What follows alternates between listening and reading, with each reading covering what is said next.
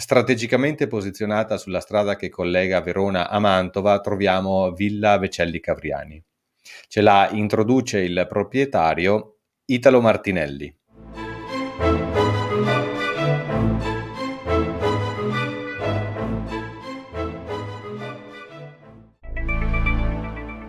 Villa Vecelli Cavriani si trova al centro del paese di Mozzecane, che è l'ultimo paese della provincia di Verona, ma è anche l'ultimo paese del Veneto rispetto alla provincia di Mantova e quindi alla regione Lombardia.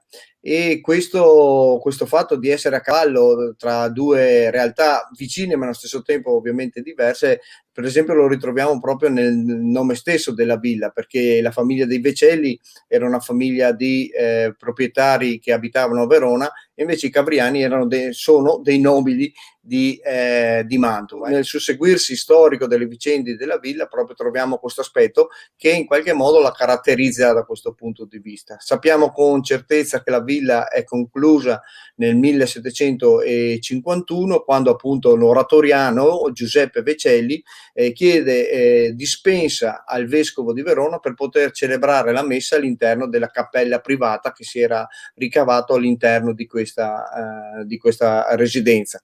È una villa veneta, ovviamente, ha una buona parte di affreschi. La ristrutturazione avviene appunto all'inizio del 1700. L'architetto è Adriano Cristofori, mentre l'affrescatore è Francesco Lorenzi, diciamo due bei nomi del tempo. La villa, recentemente ristrutturata, presta i suoi spazi per eventi di vario tipo, eventi aziendali, matrimoni, eccetera. Sì, essendo proprio in questa posizione strategica da questo punto di vista, perché per esempio l'aeroporto di Villafranca ha soli 7 chilometri e anche tutto il tessuto imprenditoriale un po' che si trova attorno alla villa, al paese di Mozzecane, fa sì che proprio la villa sia vocata per tutta una serie di eventi legati alla vita delle aziende.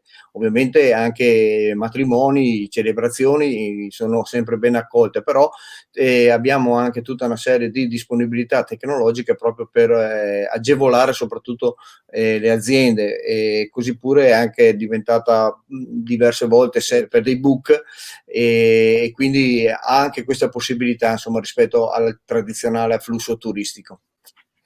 La vostra posizione strategica nel territorio permette di raggiungere altre località nei dintorni di interesse turistico.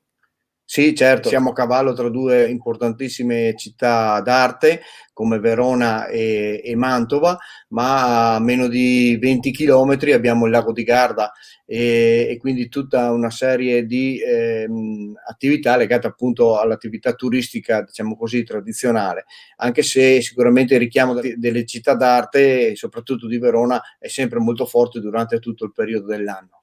Quindi se vi trovate di passaggio fra Mantova e Verona, potete fermarvi a visitare Villa Vecelli Cavriani.